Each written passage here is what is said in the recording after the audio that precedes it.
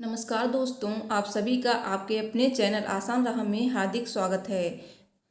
दोस्तों, हल छठ का व्रत भाद्रपद मास में कृष्ण पक्ष की षष्ठी तिथि को रखा जाता है। इसे हल छठ या ललई छठ भी कहा जाता है। दोस्तों, इसी दिन भगवान श्री कृष्ण के बड़े भाई बलराम की जयंती भी मनाई जाती है। प्राचीन किंवदंतियों के अनुसार इसी तिथि को राजा जनक की पुत्री भगवान श्री राम की पत्नी माता सीता का जन्म भी हुआ था। मूसल बलराम जी का मुख्य शस्त्र है, इसलिए उन्हें हलधर भी कहा जाता है। इस पर्व का नाम उन्हीं के नाम पर रखा गया है। इस दिन सुहागन महिलाएं पति की दीर्घायु और कुमारी कन्याएं सुयोग्य वर की कामना के उद्देश्य से पूरा दिन खड़े होकर व्रत करती हैं। पौराणिक मान्यताओं के अनुसार इस दिन व्रत करने वाले उपासक पूरा दिन निर्जला व्रत रखते हैं। वहीं रात्रि को चंद्रोदय के बाद ही जल ग्रहण करते हैं। तो दोस्तों, हल छठ को व्रत करने वाली महिलाएं व कन्याओं को महुआ की दातुन और महुआ खाने का विधान है। इस व्रत में हल से जोते हुए बागों या खेतों के फल और अन्न खाना वर्जित होता है। इस दिन दूध, घी, सूखे मेवे, लाल चावल आदि का सेवन किया जाता है। अब जानते हैं कि षष्ठी तिथि कब से कब तक है।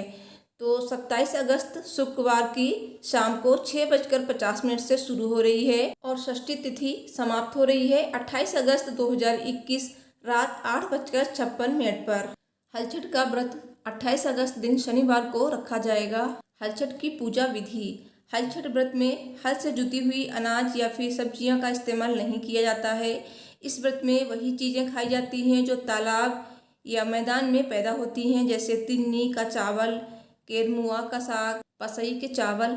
इस व्रत में गाय के किसी भी उत्पाद जैसे दूध, दही, गोबर आदि का इस्तेमाल नहीं किया जाता है। हल छठ व्रत में भैंस का दूध, दही और घी का प्रयोग किया जाता है। इस व्रत के दिन घर या बाहर कहीं भी दीवार पर भैंस के गोबर से छठ माता का चित्र बनाते हैं, जिसके बाद गणेश जी और माता गौरा की पूजा करते हैं। महिलाएं घर में ही तालाब बनाकर उसमें झरबेरी, पलास और काशी के पेड़ लगाती हैं और वहां पर बैठकर पूजा अर्चना करती हैं और हल षष्ठी की कथा सुनती हैं।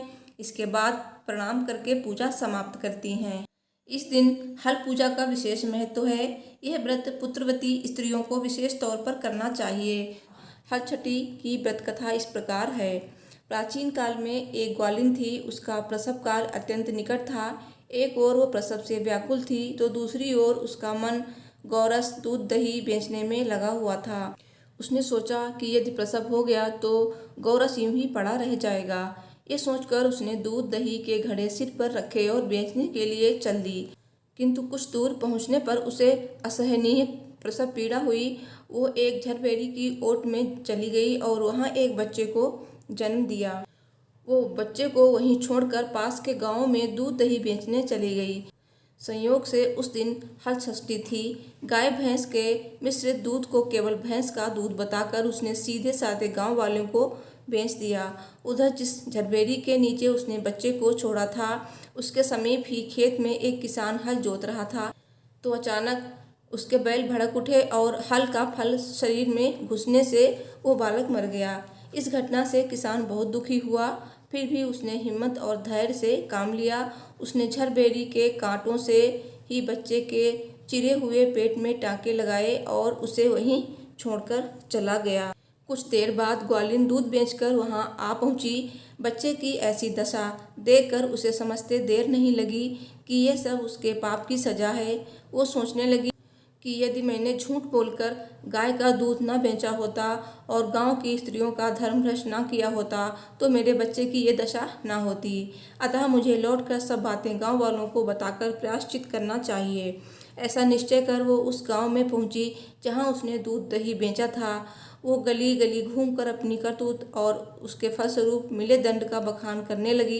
तब स्त्रियों ने स्वधर्म रक्षार्थ और उस पर रहम खाकर उसे क्षमा कर दिया और आशीर्वाद दिया।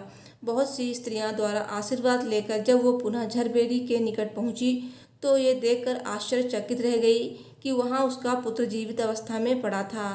तभी उसने स्वार्थ के लिए झूठ बोलने को ब्रह्म हत्या के समान समझा और कभी झूठ न बोलने का प्रण कर लिया। तो दोस्तों, ये थी हल छठ की व्रत कथा। कथा सुनने के बाद अंत में निम्न मंत्र से प्रार्थना करें। मंत्र इस प्रकार हैं। गंगा द्वारे कुशावर्ते बिल्व के नीले पर्वते स्नात्वा कनखले देवी हरम लब्धवती पतिम ललिते शुभगे देवी सुख सौभाग्य दायिनी अनंत देहि सौभाग्यम मह्यम तुभ्यम नमो नमः। अर्थात हे देवी, आपने गंगा द्वार, कुशावर्त, बिल्व, नील पर्वत और कनखल तीर्थ में स्नान करके भगवान शंकर को पति के रूप में प्राप्त किया है। सुख और सौभाग्य देने वाली ललिता देवी, आपको बारंबार नमस्कार है। आप मुझे अचल सुहाग दीजिए। बोलिए छठ माता की जय। दोस्तों, आप जानते हैं हल छठ व्रत का उद्यापन किस तरह करना चाहिए।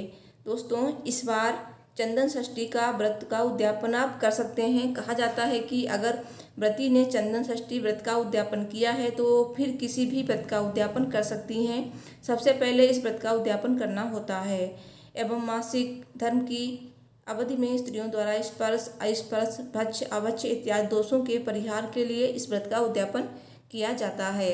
दोस्तों, हल छठ का व्रत जैसा आप करते हैं, उद्यापन के दिन भी बिल्कुल वैसे ही आपको व्रत करना है, पूजा करनी है और उसके बाद आपको हवन करना है और आपको पूजा के बाद कथा भी सुननी है। दोस्तों, हवन आप भैंस के घी से कर सकते हैं या फिर महुआ के तेल से भी कर सकते हैं, क्योंकि इस व्रत में गाय का दूध, दही, घी कुछ भी इस्तेमाल नहीं किया जाता है।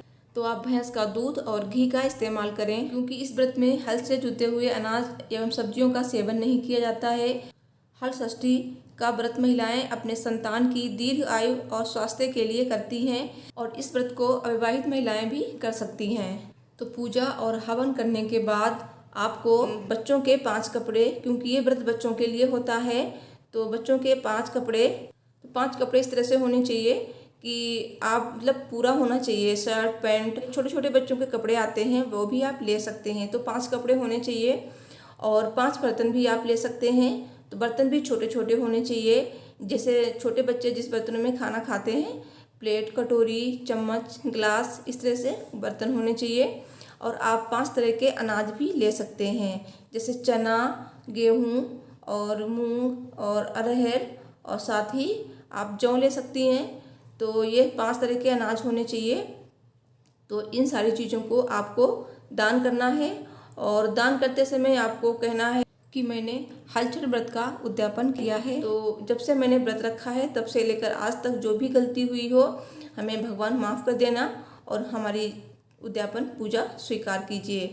उन्हें दक्षिणा भी देनी है। तो दक्षिणा में आप 11, 51, 101 जैसे भी आप रुपए देना चाहें उन्हें दे सकते हैं। और आपने जब से व्रत रखा है तब से लेकर जब उद्यापन करेंगी तब तक व्रत में जो भी आपसे गलतियां हुई हैं उन सारी गलतियों के लिए आप भगवान से क्षमा मांगिए कि भगवान मुझे क्षमा कर दीजिए। मैंने जो भी गलतियां हुई हैं व्रत बीच में 1-2 छूट भी जाते हैं, जैसे कोई प्रॉब्लम हो जाती है, तो उन सारी बातों के लिए आप भगवान से क्षमा जरूर मांगिए और भगवान से कहिए, भगवान मेरी उद्यापन पूजा स्वीकार कीजिए, मैंने आज उद्यापन किया है।